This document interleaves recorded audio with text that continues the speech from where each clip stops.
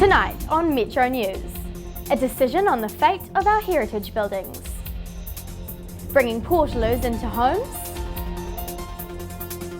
and a Canterbury athlete going for gold in Delhi.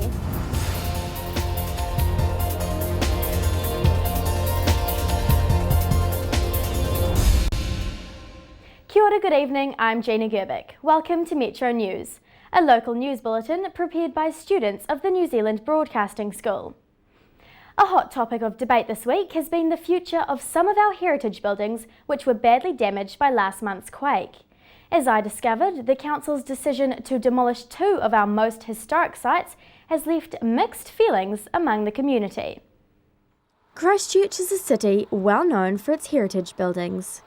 Manchester Court, built in 1906, was once our tallest building. However, yesterday's council decision will see it reduced to rubble, the cost of repairing the building proving to be too high. It's not too surprising, really. I mean, of course, we're all in a state of shock at losing what is an iconic building. I mean, it was one of the very most beautiful, really, and beautifully designed, marvellous statement of, it's a sort of cathedral of commercial Christchurch, really. Situated next to the Manchester courts, the Treehouse Karaoke Bar can only be properly assessed once the courts are torn down, so the council's plans are like music to the ears of its owner. Hooray! Well, they've finally made a decision and we can start to make our own plans, because we've got a lot of work in front of us anyway, because we've got some damage at the back and some at the front as well. So we just need to know, it's going to be a month, maybe a bit more, and then at least we can start to work on ours and go forward. 4 other heritage buildings discussed, including the Nurse Maud building, will be saved. However, the historic Sydenham shops will suffer the same fate as the courts. This architect argues the latest decisions could be the beginning to an end for our historic buildings. Tragically, it'll go, and it is going. So I find it's sad. And of course, the real issue is that we've got a city plan which, in this city which is appalling, which has never talked about aesthetics, design, heritage. It's never made the slightest gesture towards what we all feel towards the city. So, while the demolition could be over in as little as 2 months, it's clear the debate over the city's heritage will continue for a good deal longer. Gina Grbic, Metro News. Damage in other areas continues to cause problems a month on from the quake.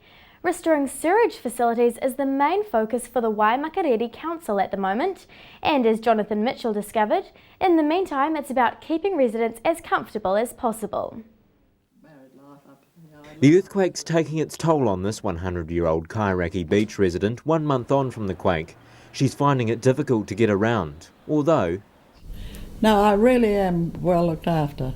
A portaloo outside was proving a problem to get to, even though she's got a large support network. I've got somebody that comes in whenever I need them, and I have a grandson up the road that brings me miles of meals. Now one of the council's newly purchased porta potties has been put in her room. The only thing I dread is getting from here into the bedroom, because I've got so slow. The council's set to purchase more to help out the most affected homes, and fixing sewer pipes are a priority. Our contractors are working to firstly clean out the sewers, and then we run what we call a CCTV, a closed circuit television camera, actually up through the sewer pipes, and that enables us to identify what extent of damage has occurred, and from that we then decide whether we actually have to dig down onto that pipe.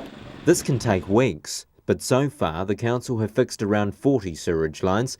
They expect another 60 to be fixed quickly, but that still leaves many more. It'll be, I think, maybe in the order of around 50 properties where the solution is going to be a little bit more challenging and will take a little bit longer. So in the interim, now's the time to be dealing in portaloos. We run with about 330 odd toilets in Christchurch for our normal day-to-day business.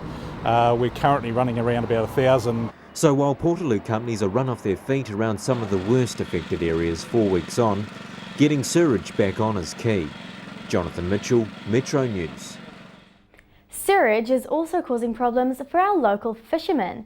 As Marcus Irvine discovered, the quake damage is not just limited to land. With whitebait and trout fishing seasons underway and the salmon season just around the corner, Christchurch anglers are wanting to make the most of local rivers, but it seems the quake affected more than just land. Close to Christchurch, we've got an issue with obviously contamination from the raw sewage that's being pumped into the various waterways. There's been some of the banks have collapsed. We've got silting happening in the gravel beds around the spawning. So I guess in general it's not going to be the best of seasons for the young fish that have freshly hatched. So not great news for anglers. This is the effect the quake had on a popular fishing spot on the lower Waimakariri River. The banks, obviously, you know, the way the whole thing's given way and the earth's moved towards the river, the rocks have all gone in there and it's a bit of a mess really.